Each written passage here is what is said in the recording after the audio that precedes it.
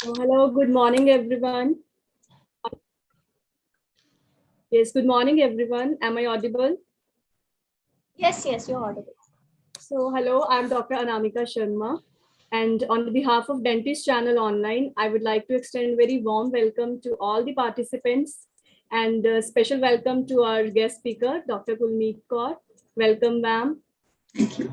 I hope you are doing quite fine. Absolutely. Thank you. So, before moving to today's session, the topic is periodontal disease and systemic conditions, a bidirectional relationship.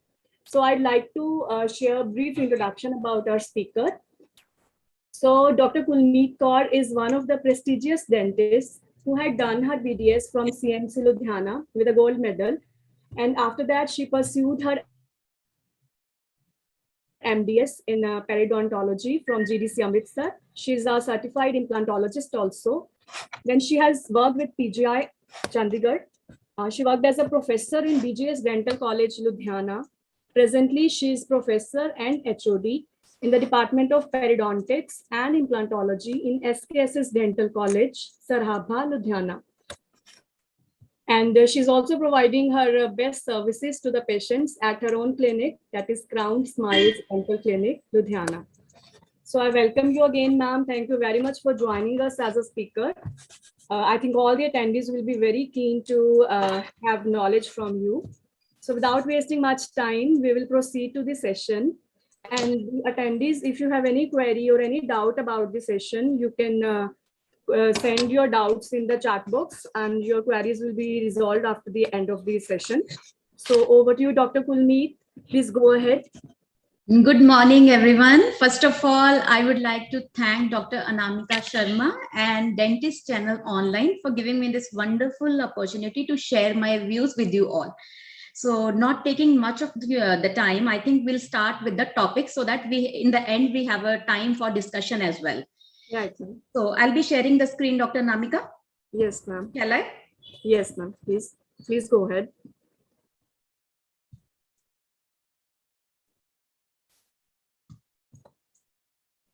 Am my screen is visible, Dr. Anamika? Yes, ma'am. Yes, ma'am. Please go ahead. Okay. So today's topic of discussion is periodontal diseases and systemic condition, a bidirectional relationship. And in this, I guess before I start with the presentation, I would like the participants to let me know what do they feel? Is there any correlation between periodontal disease and systemic condition? And if yes, what do they feel the correlation can be? They can type their message in chat box and I can see to it. Right, ma'am. So let me just start because I guess time is ticking. So we will start now. Yes. So usually, actually, we are not very sure. I have made this presentation so that I can share my views with all general physicians, dentists, so they can understand this relationship. Because at times we have seen that if a patient is having disease like diabetes, patient is taking proper proper care, patient is taking medication, exercises, but still the physician feels that diabetes is not under control. So at that time, he need to look for the reason. What are the reason behind that it is not coming under control?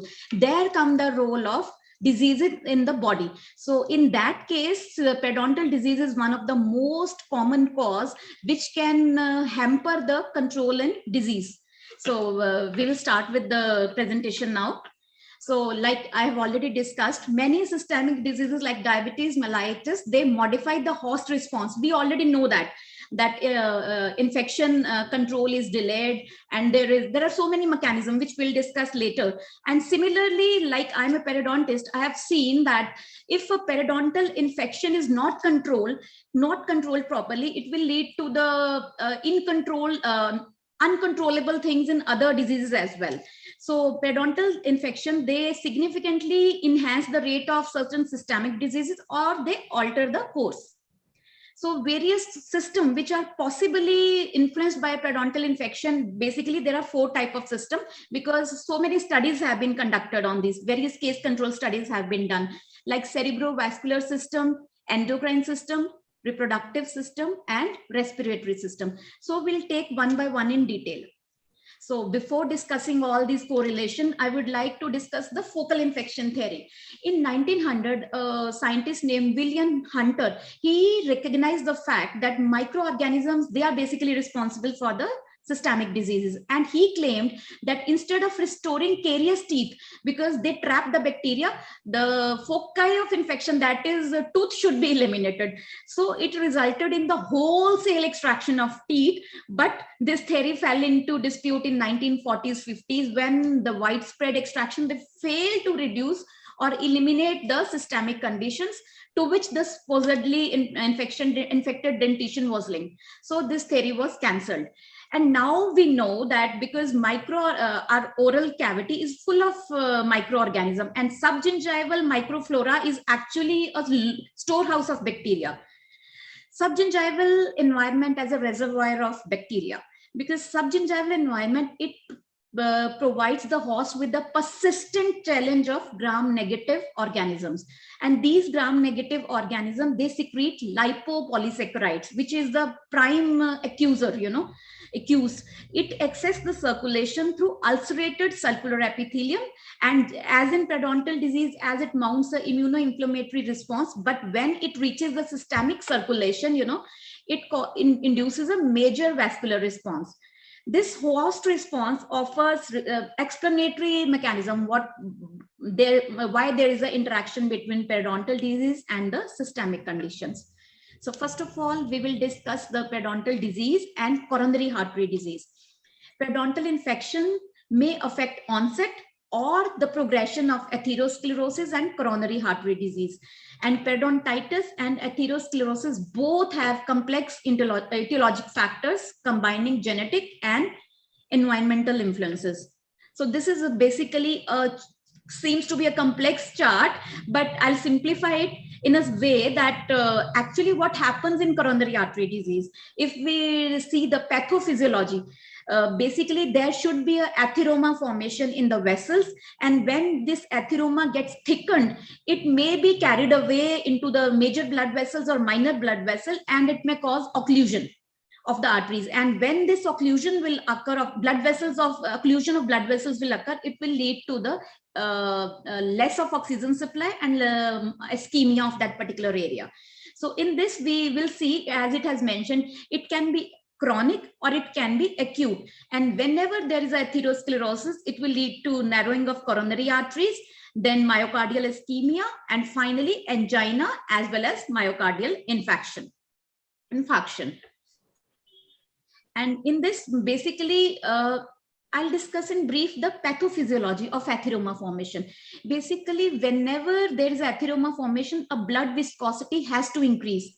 Blood will flow slowly. So in order to increase the blood viscosity, the plasma fibrinogen has to be increased, or lipogenesis should occur, or increased plasma lipoprotein. As we all know, these harmful lipoproteins like LDL and VLDL should be raised, or WBC count is raised. All these, when combined, they lead to the increased blood viscosity. So all those diseases which will increase the blood viscosity will predispose the patient towards the atheroma formation. Now, systemic infections. Systemic infections, they are known to induce a hypercoagulable state and increase the blood viscosity. So as I have already discussed, blood viscosity is dependent on two factors. Either it is plasma viscosity or it is cell viscosity, that is hematocrit. So when plasma viscosity, it is increased either due to increase in fibrinogen and lipoprotein, and hematocrit is increased because of increase in WBC count. So now we'll see how the blood infection cause systemic infection, how they actually increase this viscosity.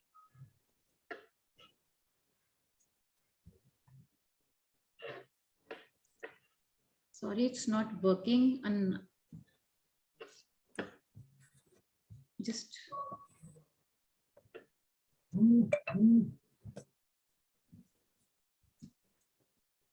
sorry, there's some technical glitch. Okay. Is it visible now? Systemic infections slide. Okay. Just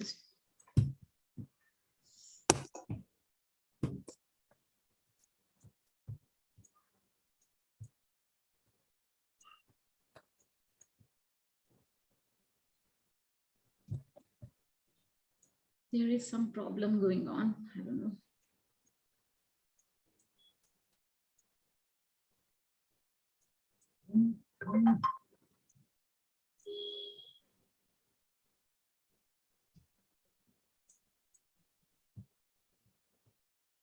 This is not responding. I guess I have to start again. And I'm stop sharing it, and I'll again start. Okay. Okay, right, ma'am. There's some, I don't know what has happened. This is not taking up.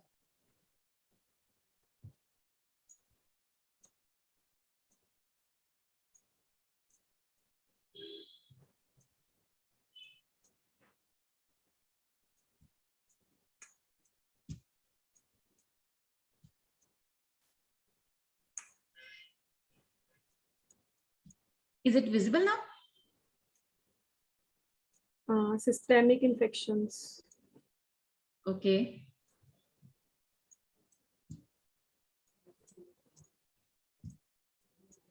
It's not responding. Yes. So, is it visible? Sorry for the disturbance. Okay, ma'am. Please go ahead. Okay. So, as we have discussed, the systemic or any periodontal infection, it will lead to increased fibrinogen level, increased WBC count, and increased von Willebrand factor. And all these combined will lead to increased blood viscosity, that leading to ischemic heart disease. Then in periodontal infection, there is a gram-negative bacteremia. As we have already discussed, the subgingival environment is loaded with the gram-negative microorganism. So they will secrete a lot of lipopolysaccharides. And when these lipopolysaccharides will interact with blood vessels, they will cause the endothelial damage. The subintimal layer of the arteries, it is damaged, and it will lead to platelet adhesion or aggregation at that particular site. And when this platelet aggregation will occur, it will stimulate the monocytes and macrophages to release pro-inflammatory cytokines. So when these cytokines are released, they will further invite the neutrophils and the macrophages into that particular area, and will lead to the thrombus formation. And finally, they will incorporate lipid cells, foam cells, leading to atheroma formation, vessel walls thickening, and finally the thromboembolic event. So the basic mechanism is the same: inflammation. Whenever there is an inflammation, it will trigger the monocytes and macrophages to release inflammatory cytokines. They further will attract the cell to that particular area, and finally the atheroma will form. And whenever there will be a pressure in that atheroma, it will be carried away as an emboli, and it can load in brain or any other area, leading to embolism, right? So next we will discuss the periodontal disease and stroke. In ischemic cerebral infarction or stroke, it is often preceded by systemic bacterial or viral infection. In case control studies, poor dental health was a significant risk factor for cerebrovascular ischemia, and it has been found that periodontitis is a greater risk factor. Even smoking is not that important. So same etiology will remain. Periodontal infection will contribute to the pathogenesis by the persistent bacterial challenge and lipopolysaccharide exposure to arterial endothelium. And by release of inflammatory mediators, it will contribute to the monocyte macrophage driven inflammatory process, releasing in atheromatosis and narrowing of the vessel lumen, further leading to thromboembolic events and cerebrovascular accident. Now, the most important disease, periodontal disease and diabetes mellitus. Diabetes mellitus is a very common disease, and I guess after 40 years, everyone should be screened for this. And most of the time, dentists are the first doctors to look for this disease. So diabetes mellitus, as we know, it increases the risk and severity of the periodontal disease. Periodontal disease is now considered as a sixth complication. So what actually happens in diabetes mellitus is there is either less of generation of insulin from beta islet cells of pancreas, or there is an insulin resistance. Like type 1 diabetes, there is a less of insulin generation, and in type 2, there is a resistant to insulin. So that insulin, that glucose is not utilized. So any viral or bacterial infection, it increases the resistance to insulin. That's how this is important, you know. Then acute bacterial and viral infection, they have shown to increase insulin resistance and aggravate glycemic control. Increased tissue resistance to insulin, it prevents the insulin from entering the target cells and thus causing elevated blood glucose level. So this is how it is related. If we think that why periodontal disease can cause diabetes mellitus or enhance diabetes mellitus, so basically it will increase the resistance. One thing is it will increase the resistance. So already insulin is not utilized in the body, and these infections will further aggravate the fact that insulin is not even utilized, and hyperglycemia will occur to a greater extent. Then basic, we are aware of 5 complications, that is retinopathy, nephropathy, neuropathy, macrovascular disease, and altered wound healing. But now the periodontal disease has been added as a 6th and important complication of diabetes mellitus. And ketoacidosis is another complication which is usually seen in severe hyperglycemia and type 1 diabetes.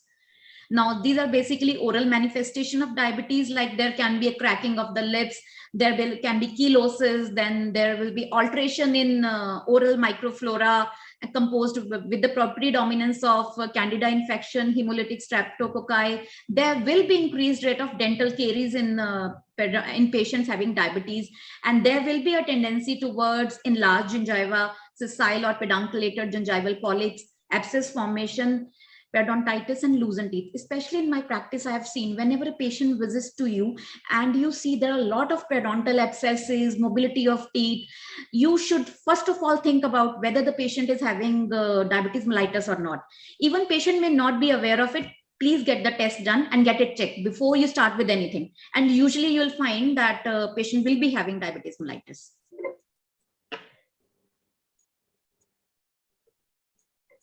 Again, it has stopped. Most striking changes in uncontrolled diabetes are reduction in the defense mechanism. So this should be very clear to everyone. There is a reduction in defense mechanism. And secondly, there is a susceptibility to infection that is also due to because of loss of reduction in defense mechanism. Then children, it has been found that children who are having type 1 diabetes, they have more destruction in around the first molar and incisors, as it is seen in aggressive periodontitis. But this if it is not controlled, it will involve the entire dentition. So let's come to the diagnostic evaluation. So whenever a patient come to you as a dentist, first of all, you will definitely ask for the basic symptoms like polyuria, polydipsia, polyphagia. But along with that, if you find that oral cavities show numerous abscess formation, deep pockets, and smelly mouth, or patient complains of different taste perceptions, then you should go for glucose. Either you can go for random blood glucose, which should be more than 200 milligram per deciliter, or you can go for fasting plasma glucose, and it should be equivalent or more than 126 milligram per deciliter. 126 milligram per deciliter is the cutoff value. And the third thing is you can go for glucose tolerant test. In that, you give 75 milligram of glucose to the patient, and you look for the after 2 hours, you check for the glucose content. And if it is more than 200 milligram per deciliter, or at least on one other occasion during the test, it gives us a conclusion about a suspicion about the diabetes. Then these are the immediate tests. But if we want to know about the control of the patient in last few months, then we need to go for a glycated hemoglobin. In diabetes mellitus, there is a formation of AGE, that is advanced glycation end products. What are these? Basically, when glucose is not utilized in the body, as we know, there's a hyperglycemia. So this glucose will combine with different proteins.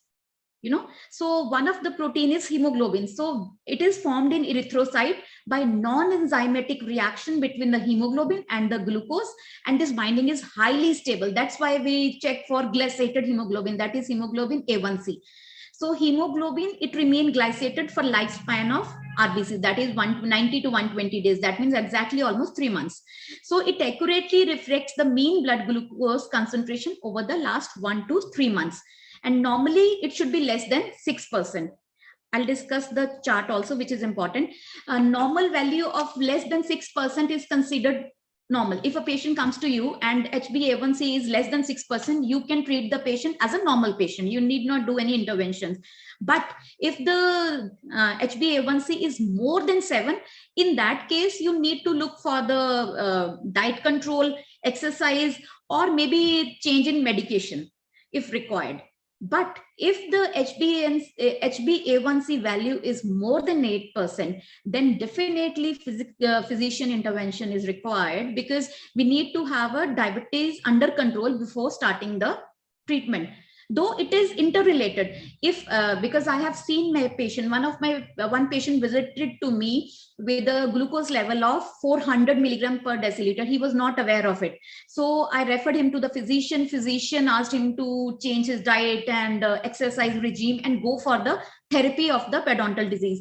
And after periodontal therapy, patient's glycemia was reduced to fasting was 90 and random was 120. And he was so happy. I have the testimonial of that patient with me. So I have seen numerous patients. So we cannot ignore this fact.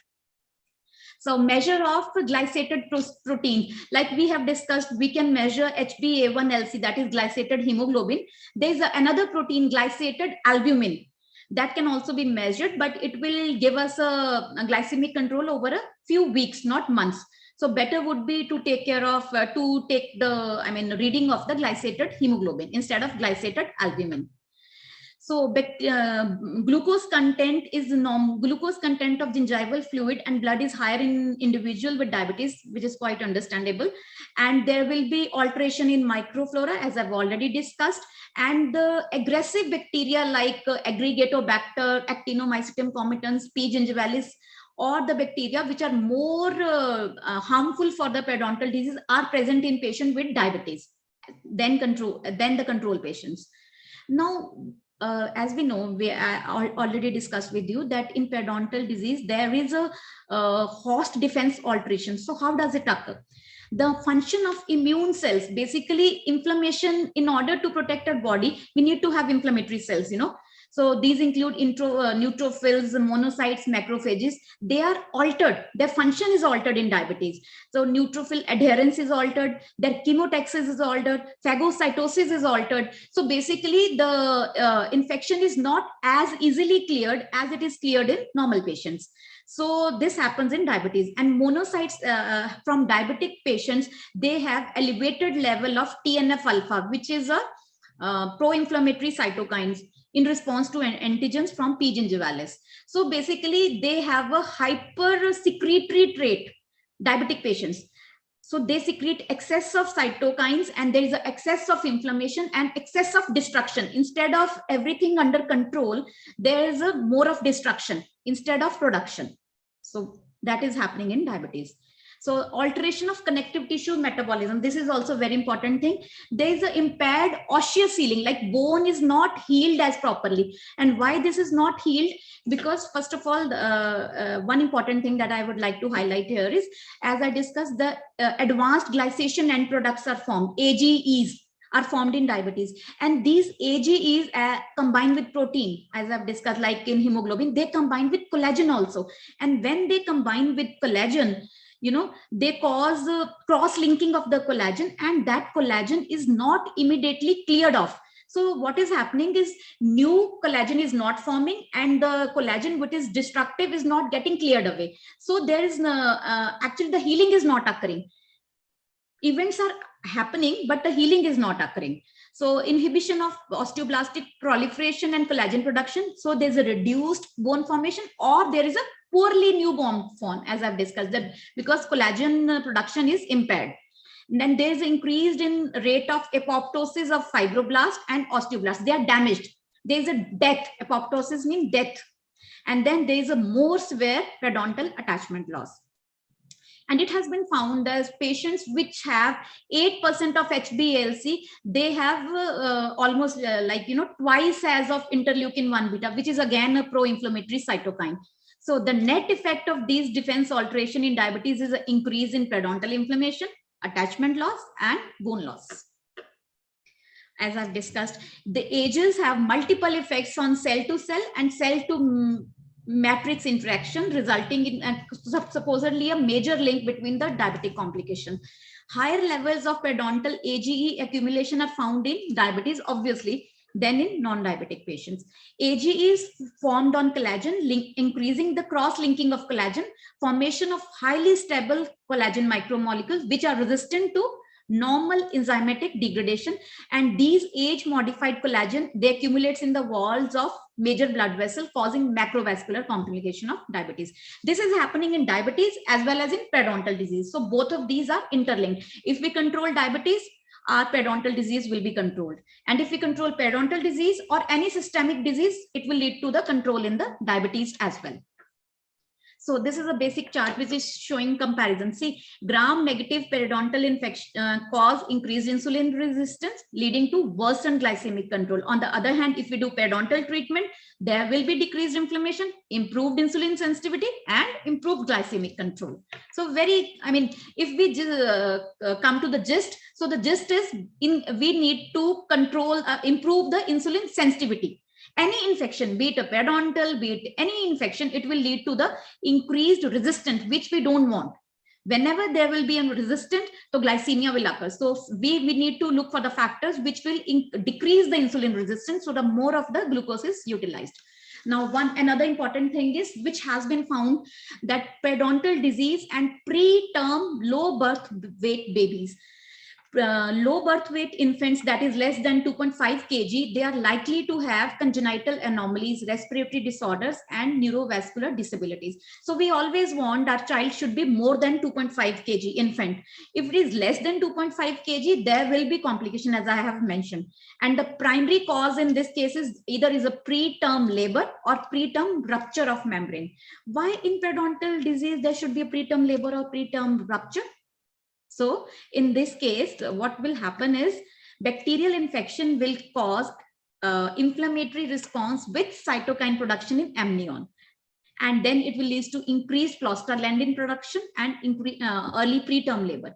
So the enemy everywhere, every disease is inflammation, excess of inflammation, which will release the pro-inflammatory cytokines, which will cause further release of prostaglandins, and these prostaglandins will cause the contraction, early contraction. Whenever the early contraction will occur, preterm labor will occur, and the baby will be delivered before time.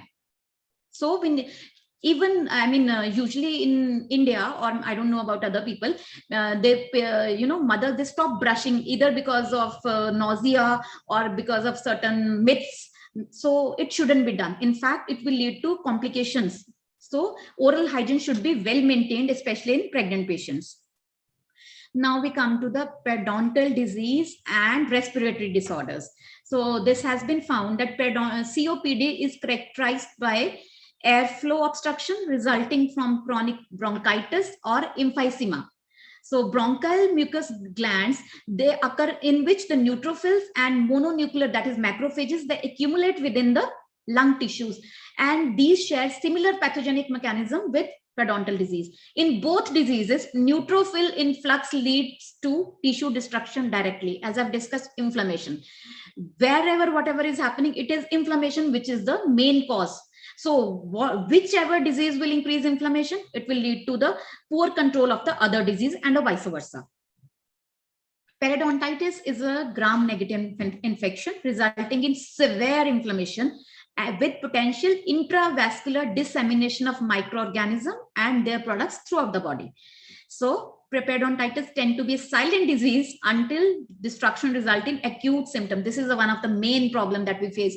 90% of the patient, they are suffering from periodontal disease because it is symptom free, or the symptoms are so mild. So patients are usually not interested in getting the treatment done, or they visit a dentist. So that is the irony of periodontal disease.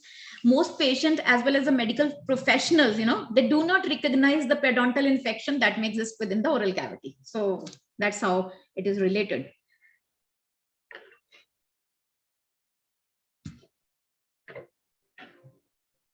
Now the latest addition to this is a COVID-19 and periodontal disease. A lot of research has been carried out in 2020, and it has been observed that COVID-19 patients with periodontitis, they face greater risk of dying. Hospitalized COVID-19 patients far more likely to die of respiratory failure if they suffer from periodontitis before contracting COVID-19. And this is not something I'm saying, it is by international team of dental researchers. It has been found that patients who had periodontitis before contracting the COVID-19, they were the ones who were on the ventilators more than the normal people. So hospitalized COVID-19 patients with high level of interleukin-6, again, a pro-inflammatory cytokine, a harmful protein produced by periodontitis, were at significant risk of suffering life-threatening respiratory problems during the 3-month study in Germany. Gum diseases are already linked to other breathing ailments, including pneumonia, chronic obstructive pulmonary disease. It didn't surprise the researchers like Sherwin, who found a link between the gum problem with the COVID-19. And shocking discovery is inflammatory protein, that is this interleukin-6, it robbed the hospitalized patients of their ability to breathe. As the interleukin level 6 is increased, patient was more, prone to disease, more prone to complications. Researchers observed that hospitalized COVID-19 patients with periodontitis with IL-6 level above 80 picogram, they are 22 times more likely to suffer from acute respiratory problems and placed on ventilator as compared to patients with interleukin level below 80. So you can very well recognize how dangerous can be the periodontitis, which is an ignored fact, Now, given findings, they underscore the importance of screening and treatment of periodontal disease as soon as possible. Elderly patients are more likely to suffer from chronic gum disease as well as significant risk from COVID-19. We always say protect your elders because they are more prone. And in fact, they are more prone to gum disease as well. Since the cause of death with COVID-19 is out of control inflammation, so the solution to survival and recovery from the virus is to decrease the inflammation in the body wherever possible, including the gums. Again, I'm coming to the same conclusion. Inflammation. So anything which is increasing the inflammation is worsening the control of other disease. So we need to control the inflammation. Now we come to the periodontal screening, a new addition which was introduced during the COVID-19. The researchers hope that this finding will compel nursing homes to implement a dental screening procedure that will help them to determine which patients are more susceptible to gum disease because of their elevated 1,6 protein levels. They also urge hospitals and emergency room doctors who continue to admit COVID-19 patients to take a moment with new patients and check for a gum disease, a diagnosis that may prompt them to direct nursing staff to be vigilant over the patient's breathing, because as we know, they are more prone to getting the complications. Plus, the researchers hope that dentists will begin to educate their patients about life-threatening disease they may be at risk of contracting if they do not take care of their teeth or gums by brushing, flossing, and getting tested twice a year for gum disease. Prevention. Solution for prevention, as we know, is early diagnosis and treatment. It lies in patient education and in patient motivation. Increased awareness of potential effects of periodontal inflammation on systemic health may result in increased patient demand for periodontal evaluation. So this enhanced community awareness can be done by means of newspapers, magazines, social platforms like we are already doing. And the most reliable origin of information should be obviously dentist, medical professional through daily contact with the dentist. So coming to the conclusion, dentists need to appreciate the wide range of systemic conditions that have periodontal implications to modify the treatment of affected patients. And in some cases, dentist may be the first doctor to diagnose the systemic disease based on its oral presentation. Thank you. Thank you so much for your patient listening. And thank you so much for bearing me with the, there were a lot of technical glitches going on. So I'm sorry for that. So over to you, Dr. Anamika. Yeah, thank you so much, ma'am. My pleasure.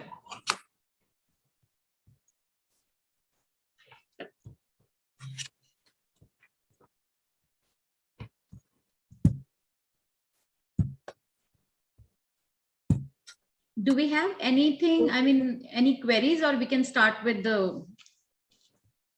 Yes, ma'am. Before starting with the queries, I would like to share a few slides about the company, that is DentistChannel.Online.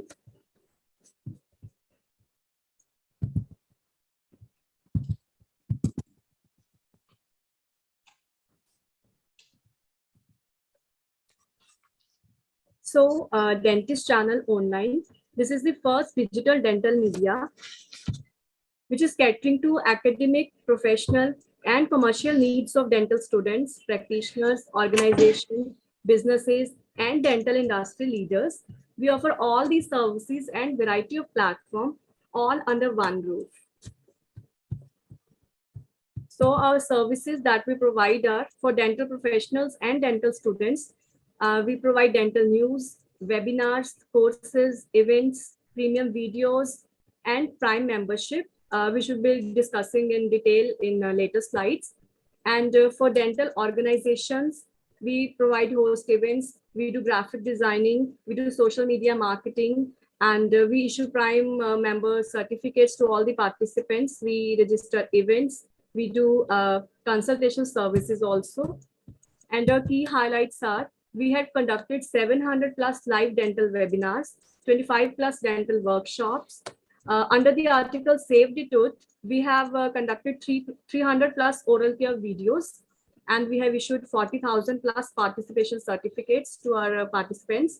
We have done 400 plus national and international speakers also. So our key highlights are that we take pride in sharing that our channel, that is DentistChannel.Online, it has entered into India Book of Records for having maximum speakers participating in virtual conference in oral implantology. So coming to Prime membership benefits, the members, they can get regular updates and news about the dentistry. They can participate as speaker. They can publish public awareness videos on the channel, and they can get certification by recognized institutes with the CPD or CD points. They can download your certificate from a profile anytime. The members, they can avail special discounts on dental courses, and they can access to all the webinars that are organized by DentistChannel.Online. And they also can have personalized account in the channel with access to profile. So this is a certificate which will be provided to all the members, which carries 1 CPD or CD point. So you can become a member by just having 799 rupees per year, which is equivalent to 10 USD dollar, and you can become a member and you can avail all the benefits. And you can use this promo code AS100 and you can get a assured discount on our membership.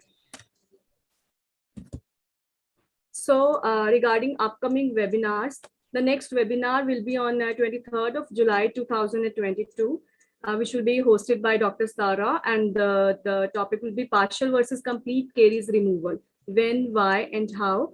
The speaker will be Dr. Jasmine. And the next webinar that is conducted is on 24th of July 2022, which will be conducted by Dr. Aparna. And the speaker will be Dr. Shweta, who will be talking about retention in orthodontics, that is tips and tricks for successful retention. So you can join our channel on Facebook, on Twitter. We are also on Instagram, LinkedIn, YouTube, WhatsApp, and Telegram. So this is our official address. Our office is located in Bandra, Mumbai. This is the complete address.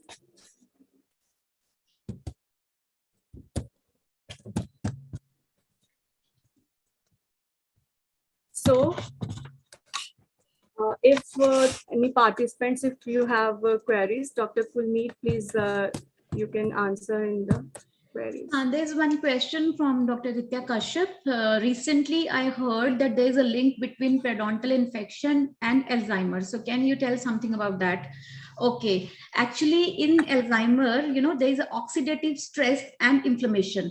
And I think the possible link can be because of periodontitis. It also causes oxidative burst as well as inflammation. So periodontitis can be considered as one of the modifiable risk factor. It has been found, though numerous studies has not yet been carried out, but it has been found that if we can control the inflammation, so it can help us control the Alzheimer's disease as well. But obviously it is not directly related to it, but yes, it can modify that. And secondly, it has been found that the proteins which are associated in this periodontal disease, they are associated with dementia as well.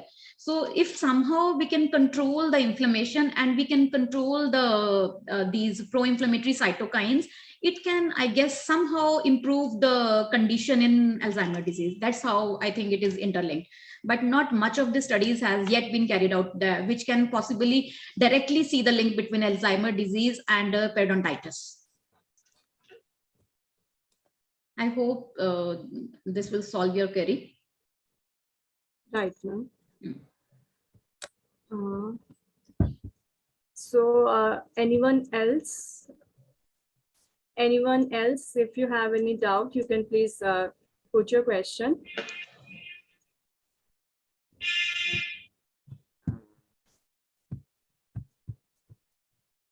Okay, so thank you so much. Thank you so much to all the participants for joining us, and all the attendees will be very grateful to Dr. Kulnikar ma'am. Thank you, Dr. Anamika. Thank you so much for giving this opportunity. Thank you. So I think this knowledge is very useful in everyday practice. So thank you so much. Have a nice day. Thank you. Thank you.